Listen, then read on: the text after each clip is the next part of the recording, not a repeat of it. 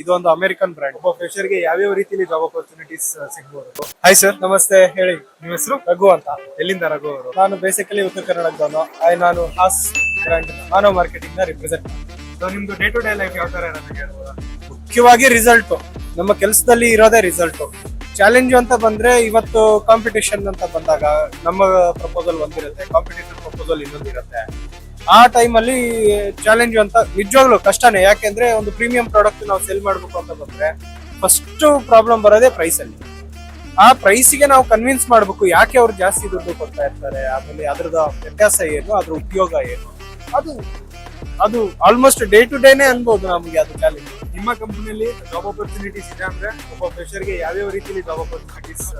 Core marketing company ಅಂದ್ರೆ first sales opening. ನಮ್ಮ company ಅಂತ ಬಂದಾಗ ಇಲ್ಲಿ ನಾವು ಬರೀ ಸೇಲ್ಸ್ ಮಾಡಲ್ಲ, ಅಲ್ಲಿ ಅಪ್ಲಿಕೇಶನ್ ಡಿಪಾರ್ಟ್ಮೆಂಟ್ ಅಂದ್ರೆ ಇದನ್ನ ಹೆಂಗೆ ರನ್ ಮಾಡ್ಬೇಕು, ಅವ್ರು ಬರೋ ಜಾಬ್ ಟೈಪ್ಗಳು, ವ್ಯತ್ಯಾಸ, ಕೆಲಸ ಯಾವ ತರ ಇರುತ್ತೆ ಅದನ್ನ ನಾವು ತಿಳ್ಕೊಂಡು ಅವ್ರಿಗೆ ಸರಿ ಅಂತ ನಾವು ಸಜೆಸ್ಟ್ ಮಾಡ್ತೀವಿ, ಅವ್ರಿಗೆ ಹೆಲ್ಪ್ ಮಾಡ್ತೀವಿ. ಜೊತೆಗೆ ಸರ್ವಿಸ್ ಸಪೋರ್ಟ್ ಅಂತ ಕೊಡ್ಬೇಕಾಗತ್ತೆ. ನಮ್ಮ ಮಷಿನರೀಸ್ ಅಂತ ಬಂದ್ರೆ ಕ್ಯಾಪಿಟಲ್ ಇಕ್ವಿಪ್ಮೆಂಟ್ ಸೇಲ್ಸ್ ಮಾಡಿದೀವಿ ಅಂದ್ರೆ ಅದು ಸರಿಯಾಗಿ ರನ್ ಮಾಡ್ಬೇಕು. ಅದಕ್ಕೆ ಏನೋ ಒಂದು ವ್ಯತ್ಯಾಸ ಅಂತ ಬಂದ್ರೆ ಸರ್ವಿಸ್ ಸಪೋರ್ಟ್ ನಾವು ಕೊಡ್ಲೇಬೇಕು. ಇದೆಲ್ಲ ನಮ್ಮ ಇದ್ರಲ್ಲಿ ಇರುತ್ತೆ. ಅಂದ್ರೆ ಅದಕ್ಕೆ ಎಲ್ಲದಕ್ಕೂ ಜಾಬ್ ಅಪರ್ಚುನಿಟಿಗೆ ಅವೈಲಬಿಲಿಟಿ ಇರುತ್ತೆ, ಓಪನಿಂಗ್ ಇರುತ್ತೆ, ಸ್ಕೋಪ್ ಇರುತ್ತೆ. ಓಕೆ.